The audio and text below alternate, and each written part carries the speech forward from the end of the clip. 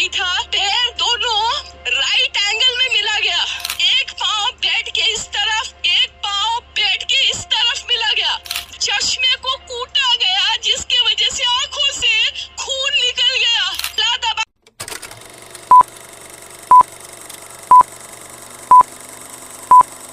दोस्तों, आपने कोलकाता में हुए दर्दनाक रेप कांड जरूर सुना होगा, जिसने पूरे कोलकाता समेत पूरे भारत को हिला डाला।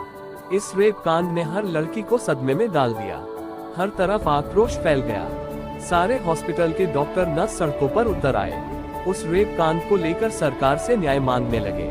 बंगाल के लोग सड़कों पर उतर आए और कोलकाता समेत हर भारत के हॉस्पिटल के डॉक्टर्स और नर्स सड़कों पर आ गया। लोगों ने सीबीआई जांच कराने को कहा।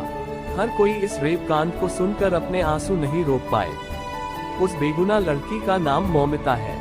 तो आज आपको मौमिता रेप कांड की पूरी कहानी बताता हूँ। उससे पहले आप मेरे चैनल को सब्सक्राइब जरूर कर दें। साथ ही वीडियो को देखने के बाद लाइक और कमेंट बॉक्स में मौमिता के लिए वी वांट जस्टिस जरूर लिखें। आखिर कौन थी मौमिता? मौमिता एक मिडिल क्लास फैमिली से आई थी, जिसकी उम्र 31 साल थी, जो कि दूसरी साल की पोस्ट ग्रेजुएट स्टूडेंट थी, जो आरजी कर मेडिकल कॉलेज और अस्पताल कोलकाता में पढ़ाई कर रही थी। वो अस्पताल में काम कर रही थी जब ये दुखद घटना घटी। घटना की रात शिफ्ट खत्म करने के बाद वे अस्पताल के एक सेमिनार हॉल में आराम करने गई, मगर कल का सूरज नहीं देख पाए। अगले दिन सुबह उनकी लाश पाई गई, जिसमें मौमिता के शरीर पर हमले के निशान मिले, जिससे पता चला कि उसका बलात्कार और हत्या किया गया था। इस घटना को देखकर हर कोई दंग रह गया। वहां काम कर रहे डॉक्टर और सफाई कर्मी भी उसे कांड को देखकर सहम उठे। उन सभी के अंदर से एक आक्रोश जाग उठा और सरकार से यह मांग करी कि डॉक्टरों की सुरक्षा और बढ़ाई जाए और इस मौमिता कांड को सीबीआई जांच कर दोषियों को सबसे सख्त से सख्त सजा सुनाई जाए। क्योंकि 9 अगस्त 2024 को डॉक्टर मौमिता देवनाथ को रात 11:35 बजकर लापता घोषित कर दिया गया। उनके साथियों मौमिता को ढूंढने में लग गए, पर उनका सुराग ना मिल पाया। तभी सुबह के 9:35 बजे उनकी डेड बॉडी बहुत कोशिश के बाद उन्हें कॉलेज के सेमिनार हॉल में अर्धनग्न अवस्था में आंखों, मुंह और गुप्तांगों से खून बहना और अचेत हालात में शव मिला, जिससे पूरे भारत में हंगामा एवं आक्रोश मच गया। इस केस में पुलिस और अस्पताल की लापरवाही की गई। पीड़िता की घटना के सार्वजनिक होने के बाद सोशल मीडिया पर विभिन्न आरोप और खुलासे वायरल हो गए, जिससे उसकी मौत के बारे में बहुत सी अटकलें लगाई गईं। जब यह दावा किया गया कि डॉक्टर के साथ सामूहिक बलात्कार हुआ है, तो पुलिस ने इसका खंडन किया। इसके अतिरिक्त अस्पताल ने भी मामले को गंभीरता से नहीं लिया और स्थिति के बढ़ने के बाद ही रिपोर्ट दर्ज की। डॉक्टर के माता पिता ने भी कोलकाता पुलिस पर विश्वास की कमी व्यक्त की, फियरिंग की उनकी बेटी की हत्या की जांच ठीक से नहीं की जाएगी और दोषियों को सजा नहीं मिलेगी। 13 अगस्त को कोलकाता हाई कोर्ट ने राज्य पुलिस को सीबीआई को मामले को सौंपने का आदेश दिया, क्योंकि अब तक की गई जांच से असंतोष था। 15 अगस्त की रात लगभग 7,000 लोग अपराध स्थल पर गए और सबूतों को नष्ट करने की कोशिश की। सोचिए, 7,000 लोग अस्पताल में आए ताकि अपराध के सबूतों को मिटाया जा सके। यह अपराध की गंभीरता को दर्शाता है और शक्तिशाली व्यक्तियों की संलिप्तता का संकेत करता है।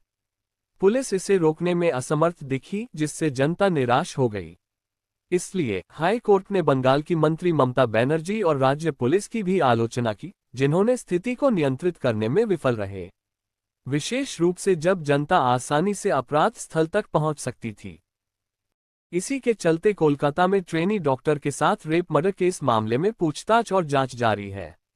सीबीआई सच पता करने में जुटी हुई है। जांच एजेंसी ने महिला ट्रेनी डॉक्टर के रेप और फिर हत्या से पहले की रात की घटनाओं के सिलसिले को भी जोड़ा है। सीबीआई के सूत्रों ने बताया कि जूनियर डॉक्टर के 4 सहकर्मियों को लाई डिटेक्टर टेस्ट से गुजरना होगा, क्योंकि उन चारों सहकर्मियों के बयान एक दूसरे से विरोधाभासी लग रहे हैं। Continues below advertisement. एनडीटीवी की रिपोर्ट के मुताबिक केंद्रीय जांच एजेंसी सीबीआई के सूत्रों ने कहा है कि ऐसा नहीं लगता कि चारों डॉक्टर क्राइम में शामिल थे, लेकिन वे इस बात की जांच करना चाहते हैं कि क्या उन्होंने सबूतों से छेड़छाड़ करने में भूमिका निभाई है या वे किसी साजिश का हिस्सा थे। इनमें 2 first year KPG trainee doctor, एक हाउस सर्जन और एक इंटर्न शामिल हैं। कोलकाता पुलिस चारों डॉक्टरों से पहले कर चुकी है पूछताछ। कोलकाता पुलिस के मुताबिक इनमें से एक डॉक्टर ने अगले दिन सुबह 9:30 बजे सेमिनार हॉल में पीड़िता का शव देखा, जिसके बाद अधिकारियों को इस घटना की जानकारी दी। वहीं घटनाक्रम से पता चलता है कि सीबीआई के जांच अपने हाथ में लेने से पहले कोलकाता पुलिस ने इन चारों डॉक्टरों से पूछताछ की थी। जानिए सीबीआई को अब तक क्या मिला। सीबीआई को तीसरी मंजिल के सेमिनार रूम में इन 4 डॉक्टरों में से 2 के फिंगरप्रिंट मिले हैं, जहां शव मिला था। सीबीआई की जांच पड़ताल से पता चला है कि सीसीटीवी कैमरे ने उस रात हाउस सर्जन को पहली मंजिल से तीसरी मंजिल पर जाते हुए कैद किया था। हाउस सर्जन ने कहा है कि वह उस रात 2:45 बजे तीसरी मंजिल पर गया था, जबकि इंटर्न तीसरी मंजिल पर था और उसने उस रात पीड़िता से बात की थी। जानिए ट्रेनी डॉक्टर की मौत की रात क्या हुआ। सीबीआई के आई सूत्रों के अनुसार महिला ट्रेनी डॉक्टर और 2 साथियों ने आधी रात के आसपास खाना खाया, जिसके बाद वे सेमिनार रूम में गए और ओलंपिक में नीरज चोपड़ा की भाला फेंक कंपटीशन टीवी में देखा। इसके बाद रात करीब 2 बजे दोनों सहकर्मी सोने चले गए, जहां ड्यूटी पर मौजूद डॉक्टर आराम कर रहे थे, जबकि महिला ट्रेनी डॉक्टर सेमिनार रूम में ही रुकी रही। वहीं इंटर्न का कहना है कि वह रूम में था।